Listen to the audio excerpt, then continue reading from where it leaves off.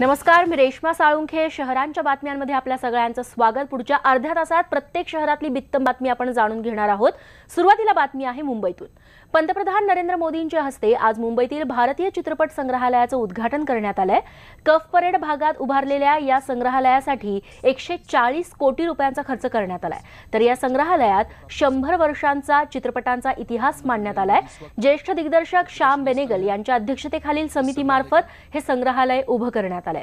2 इमारतींमध्ये हे संग्रहालय साकारण्यात आलंय. तर इमारतीतील 9 भागांमध्ये चित्रपटांच्या एकूण प्रवासाबाबत माहिती देणारी दालनही उभारण्यात आली आहेत. आणि आजच्या या कार्यक्रमात बॉलिवूडमधल्या दिग्गजांची उपस्थिती बघायला मिळाली. बॉलिवूड अभिनेता आमिर खानशी याबाबत खास बातचीत केली आहे आमचा प्रतिनिधी सागर कुलकर्णीनं. आज जो ओपन झालेले म्यूजियम के बारे में आज क्या कहेंगे, क्योंकि आप छोटे जो नए बच्चे आएंगे जिनके एक्सपीरियंस कैसा रहेगा? नहीं, ये बहुत ही बढ़िया बात है कि यहाँ मुंबई में सिनेमा का म्यूजियम, इंडियन सिनेमा का म्यूजियम खुला है और बहुत दिनों से ये हम चाह रहे थे कि ऐसा हो. मैं सिनेमा का हमेशा से स्टूडेंट रहा हूँ, तो मेरे लिए तो बहुत इंटरेस्टिंग है और हिस्ट्री में भी मेरा बहुत हिस्ट्री की तरफ झुकाव है. तो museum on cinema is a wonderful thing that has happened and I think मुझे इंडस्ट्री के लोगों को, जिन जिन लोगों को सिनेमा में इंटरेस्ट है, तो उनके लिए ये बड़ा एक्साइटिंग और फैसिनेटिंग होगा.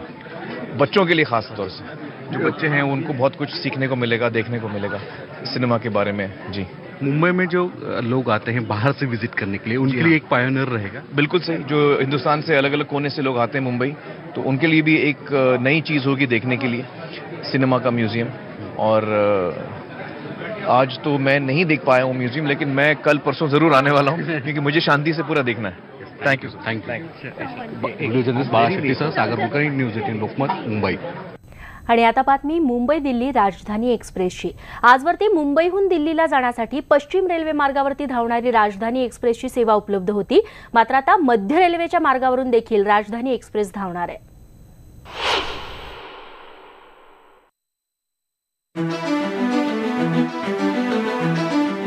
केंद्रीय रेल्वे मंत्री पीयूष गोयल यांनी हिरवा झेंडा दाखवला आणि मध्य रेल्वेच्या मार्गावरून पहिली राजधानी एक्सप्रेस छत्रपती शिवाजी महाराज टर्मिनसवरून दिल्लीकडे रवाना झाली.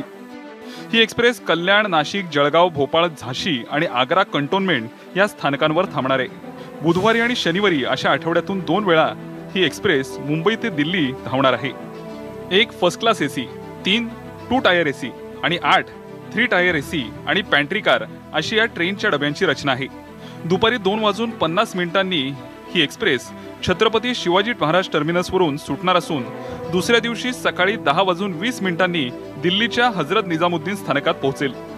तर दिल्लीच्या हजरत निजामुद्दीन रेल्वे स्थानकातून संध्याकाळी 4:15 वाजता ही एक्सप्रेस मुंबईकडे रवाना होईल.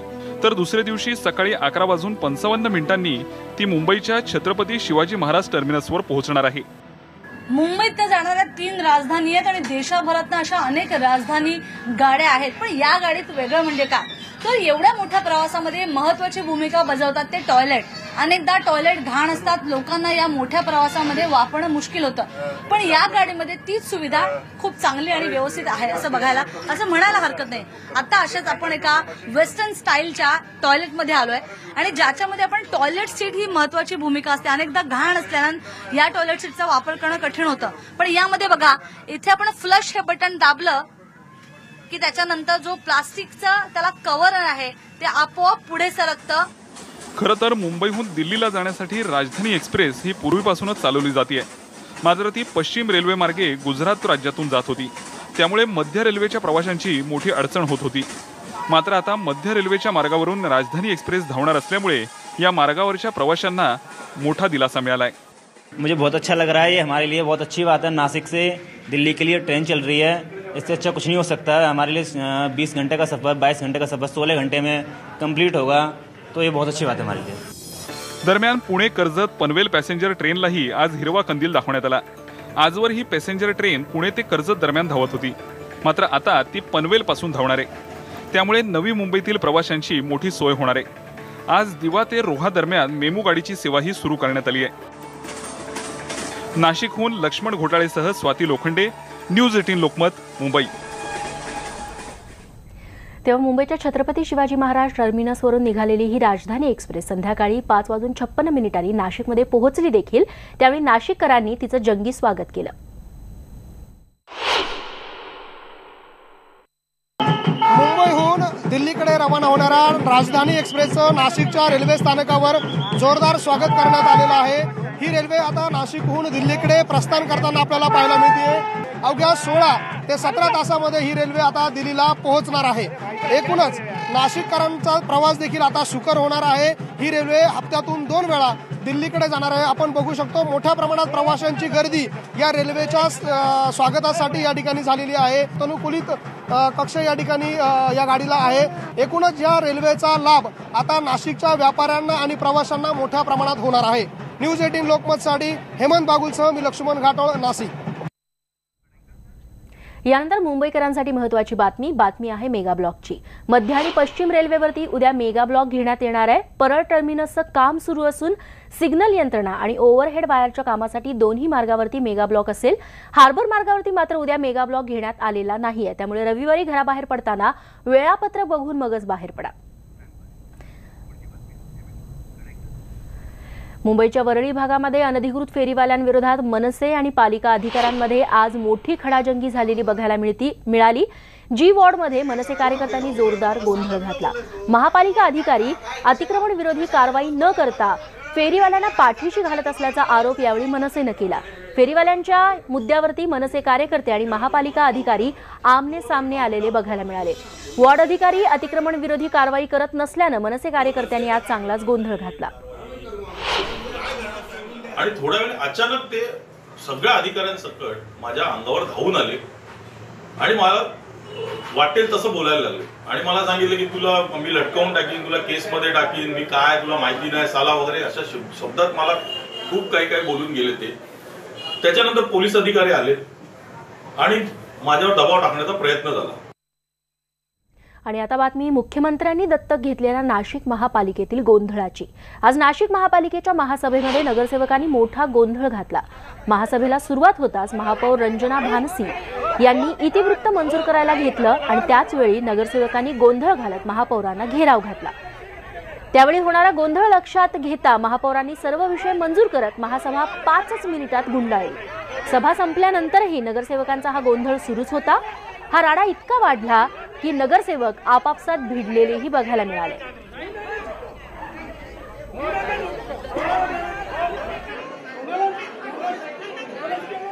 की जर तुम्ही महापौरांनी डिक्लेअर केलंय की परिवहन समिती असेल, परिवहन समिती करून बस सेवा चालवावी, मग कंपनी आली कुठून? हे मुद्दे जे काही ठरले नव्हते ते ठरावात आल्यामुळे त्याला आम्ही विरोध होता आणि आमचं एवढंच म्हणणं होतं की आमचं पत्र वाचून दाखवा। परंतु ते पत्र त्यांना वाचून न देता त्यांना सभा गुंडाळायची होती म्हणून त्यांनी ती गुंडाळली। अशा पद्धतीची महासभा चालू आहे। मला वाटतं नाशिक महापालिकेच्या दिवसात संपूर्ण कारकिर्दीतला काळा दिवस आहे। आमचं तर स्पष्ट मत आहे, ही महासभा ठरवून यांनी अशा पद्धतीनं रद्द केलेली किंवा तहकूब केलेली। अशा पद्धतीने सगळे विषय मंजूर केले जातात आणि विषय काय होत आहे, जादा विषय पत्रिकेची जर विषय पत्रिकाच तुमच्या पटलावर नाही आणि जादा विषय तुम्ही तहकूब ठेवा, एक ठेवा, असं कसं बनू शकतं? अशा पद्धतीचा कारभार आम्ही कधी बघितला नाही। दरम्यान याच महासभेमध्ये नगरसेविका हेमलता पाटील आणि नगरसेवक गजानन शेलार यांच्या देखील चांगलीच खडाजंगी बघायला मिळाली। हा वाद इतक्या टोकाचा होता की गजानन शेलार यांनी हेमलता पाटील यांच्याशी एकेरी भाषेत बोलायला सुरुवात केली आणि हा वाद वाढत गेला।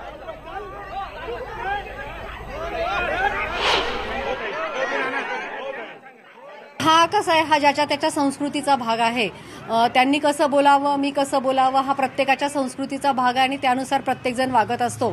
मला माझ्याबद्दल माझ्यावरती जो एकेरी शब्दप्रयोग केला किंवा माझा जो अपमान केला त्या संदर्भामध्ये मला कुठलंही भाष्य करायचं नाही। त्यासाठी जी काही लढाई आहे ती मी लढेल, ती वैयक्तिकरित्या लढेल। परंतु सर्वात महत्त्वाचं म्हणजे स्मार्ट सिटीमधला सावळा गोंधळ थांबवण्यासाठी किंवा स्मार्ट सिटीतल्या अधिकाऱ्यांना पाठीशी घालण्यासाठी हा जो गोंधळ घडवून आणला त्याला माझा विरोध आहे। मुळामध्ये हेमलता पाटील स्वतःला फार शिष्ट समजतात। आम्ही त्यांच्याबद्दल आदर व्यक्त करतो।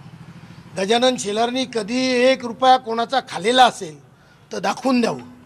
टक्केवारी किंवा मिलाफी करून आम्ही सभा उधळण्याचं काम करत नाही।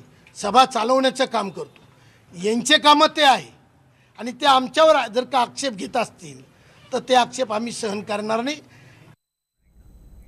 वळत पुढच्या बातमीकडे, साताऱ्याच्या खंडाळा तालुक्यातील शेतकऱ्यांनी खंडाळा तहसील कार्यालय ते मुंबई मंत्रालयापर्यंत अर्धनग्न मोर्चा सुरू केलाय। हे मोर्चेकरी पायी चालत आज नवी मुंबईत पोहोचलेत। महाराष्ट्र औद्योगिक विकास महामंडळानं जमीन संपादन करताना शेतकऱ्यांची फसवणूक केल्याचा आरोप या शेतकऱ्यांनी केलाय। मागच्या 10 वर्षांपासून ते या संदर्भात लढा देत आहेत। सतत शासनाला याबाबत पत्रव्यवहार देखील त्यांनी केलाय, मात्र हा पत्रव्यवहार करूनही त्यांची दखल घेतली जात नाहीये। त्यामुळे MIDC, कृष्णा खोरे आणि महसूल खात्याविरोधात 9 गावातल्या प्रकल्पग्रस्तांनी अर्धनग्न मोर्चाला सुरुवात केली आहे। हा मोर्चा सोमवारी मंत्रालयावरती धडकणार आहे। तिथेही न्याय मिळाला नाही तर जलसमाधी घेण्याचा इशारा आंदोलक शेतकऱ्यांनी दिलाय। तुमच्यापर्यंत आलोय, हा शेवटचा नग्न मोर्चा एवढ्यासाठी काढलाय की आमच्याकडे कुणी डुकूनच बघा ना की तुमची अडचण काय, तुम्ही जगलाय का मेलाय, कोण आमचं बघा ना। आणि सगळे फ्रॉड करायला लागलेत, प्रशासन असू द्या आणि राजकीय मंडळी असू द्या। मग आम्ही जर न्याय मिळाला नाही तर या ठिकाणून गेल्यानंतर 20 फेब्रुवारीला आमच्या सर्व तालुक्यातील 10 बाधित गाव आहेत, त्या 10 गावांचा सहकुटुंब सहपरिवार आमच्या तालुक्यात असणाऱ्या नेरा नदी पात्रात जलसमाधी आम्ही घेणार आहे। यानंतर एक वेगळी बातमी। सरपंच, सरकार, कारभारी, बकासूर ही सगळी नावं ऐकली की डोळ्यापुढे येतो तो ग्रामीण महाराष्ट्र। मात्र ही सगळी नावं आहेत पुण्यात मिळणाऱ्या वेगवेगळ्या प्रकारच्या थाळ्यांची। पुण्यात मिळणाऱ्या या थाळींमध्ये आता रावण थाळीचीही भर पडलेली आहे। वडगाव मावळच्या हॉटेल शिवराजमध्ये ही रावण थाळी खवय्यांसाठी उपलब्ध करण्यात आली आहे, ज्याच्यामध्ये थोडके नाही तर तब्बल 32 पदार्थ दिले जातात, ज्याच्यामध्ये मटण, कडकनाथ, कोंबडी, मासे, बोंबील असे विविध मांसाहारी पदार्थांचा आस्वाद तुम्हाला घेता येऊ शकतो। ही थाळी खरं तर 9 ते 10 व्यक्तींसाठी असते, मात्र जर ही थाळी चौघांनी फस्त केली तर त्या चौघांना 5,000 रुपयांचं बक्षीसही इथं देण्यात येतं। तसंच 3,600 रुपयांची ही थाळी आहे, त्याचं बिलही माफ केलं जातं। या थाळीमध्ये 32 प्रकारचे मेनू आहेत। ही थाळी चालू करून आपण 13 ते 14 दिवस झाले, तर त्याला आपण असं लिमिट ठेवलं होतं की ही थाळी जर 4 जणांनी संपवली तर त्याला 5,000 बक्षीस आणि वरून थाळीचं बिल पण माफ। ही थाळी आतापर्यंत 8 जणांनी संपवली आहे। मी 8 जणांच्या ग्रुपने आतापर्यंत 8 जणांनी बिलही नेलंय, बक्षीसही नेलंय। सिनेमाबद्दल नवाजुद्दीन सिद्दीकीशी खास बातचीत आम्ही केलेली आहे। मी ठाकरे बोलतोय हा कार्यक्रम रात्री 8:30 वाजता बघायला विसरू नका। वळत पुढच्या बातमीकडे, भाजपच्या अनुसूचित जाती मोर्चाचे 2 दिवसीय राष्ट्रीय अधिवेशन आजपासून नागपुरातल्या देशपांडे सभागृह परिसरात सुरू झालंय। केंद्रीय मंत्री नितीन गडकरी यांच्या हस्ते या अधिवेशनाचं उद्घाटन करण्यात आलं। यावेळी गडकरींनी उत्तर प्रदेशातील सपा बसपा आघाडीसह काँग्रेसवर देखील टीकेची झोड उठवली। तर 2019चा निवडणूक विजय संकल्प ठराव देखील या अधिवेशनात मंजूर करण्यात आलाय। दरम्यान उद्या मुख्यमंत्री देवेंद्र फडणवीस यांच्या उपस्थितीत या अधिवेशनाचा समारोप केला जाईल।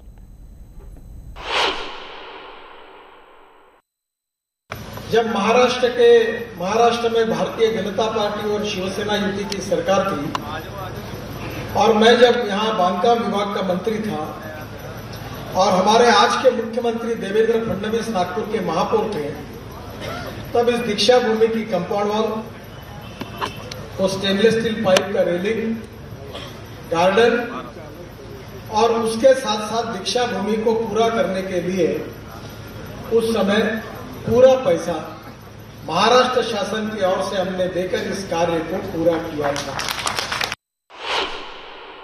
बाबा साहब अम्बेडकर जी ने विशेष रूप से जो इंदू मिल की जगह है मुंबई में, जो बड़ी प्राइम जगह है, और कांग्रेस के राज में लगातार रामदास अठावले से लेकर प्रकाश अंबेडकर तक सभी आरपीआई और सभी लोग आंदोलन करते थे, पर कांग्रेस की सरकार ने कभी इस मांग को पूरा नहीं किया। पर देवेंद्र जी मुख्यमंत्री बनने के बाद ये हजारों करोड़ रुपए की जगह उन्होंने बाबा साहब अम्बेडकर जी के स्मारक के लिए, जो चैत्य भूमि का स्मारक इस जमीन को लगकर है, ये पूरी जगह देने का निर्णय भी किया, उसकी योजना भी तैयार की। वर्षाच्या सुरुवातीला 75 रुपयांच्या आत आलेल्या पेट्रोलचे दर मागच्या काही दिवसांपासून पुन्हा सातत्याने वाढू लागलेत। आजही पेट्रोल आणि डिझेलच्या दरात वाढ झाली आहे। मुंबईत आज पेट्रोल 17 पैशांनी तर डिझेल 20 पैशांनी महागलंय। त्यामुळे पेट्रोल ₹76.35 आणि डिझेल ₹68.22 पोहोचले. गेल्या काही दिवसांच्या दर कपातीनंतर आता पुन्हा इंधन दरवाढीचा भडका उडतोय, तर ग्राहकांच्या खिशाला आता पैशांच्या वाढीचा भुर्दंडही भरावा लागतोय. ये जो रोज बढ़ता है या कम होता है, इसके लिए शासन ने और अपने गवर्नमेंट ने ऊपर सोचना चाहिए कि कितनी दिक्कत होती है. इसके लिए मैं चाहूँगा कि ऐसा नहीं होना चाहिए. इसका भाव बढ़ा है, हर रोज इंक्रीज आता है, डिक्रीज आता है, सो इसकी वजह से लोगों को तकलीफ होता है. एक ही रेट में कांस्टेंट है तो अपन फिल कर सकते हैं, टैंक फिल करके अपन जा सकते हैं.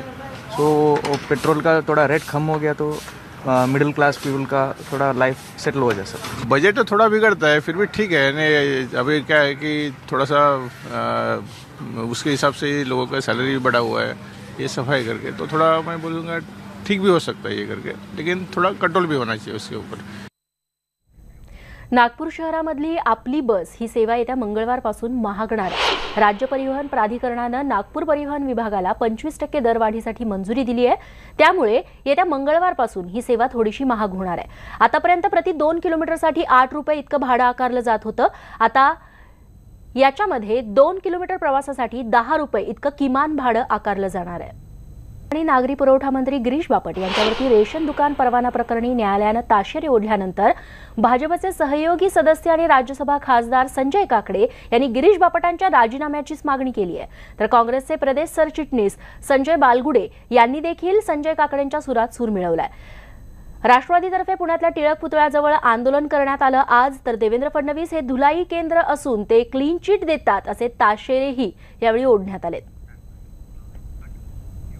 आणि यासोबत शहरांच्या बातम्यांमध्ये आता वेळ झाली आहे इथेच थांबण्याची. ताज्या घडामोडींसाठी बघत रहा न्यूज 18 लोकमत.